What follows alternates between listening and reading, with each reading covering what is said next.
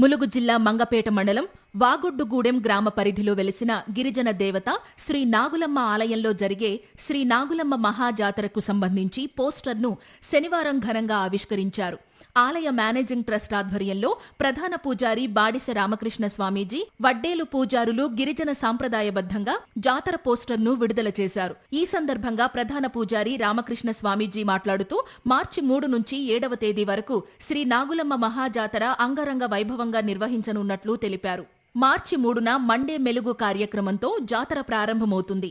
4న ఎర్రెట్టల గుట్ట, సడాలమ్మ గండోర్రే గుట్టల నుంచి నాగులమ్మ తల్లి రాక అనంతరం గోదావరిలో పుణ్యస్నానాలు నిర్వహించనున్నారు. నాగులమ్మ అమ్మవారి జాతర తరతరాల నుండి, అంటే నా నుండి కాకుండా మా అమ్మ, మా నాయనమ్మల తండ్రి నుండి వంశపరంగా ఆదిపరాశక్తి వంశం నుండి రావడం జరిగింది. ఇది ప్రతి 2 సంవత్సరాలకు ఒకసారి అమ్మవారు కొలుపు కొలిసి జాతర నిర్వహించడం జరుగుతుందండి.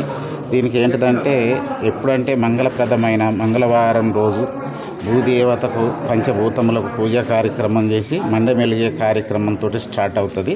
బుధవారం రోజు గండొర్రె గుట్ట నుండి అమ్మవారు గుడికి చేరటానికి తీసుకురావడం జరుగుతుంది. దాంతోపాటుగా గురువారం రోజు లోక కళ్యాణ శాంతి కొరకు, లోకశాంతి కొరకు తరతరాల నుండి ఒక వంశపరంగా అగ్నిలో శివతాండం రూపంతో అగ్నిలో నడవడం జరుగుతుంటుంది.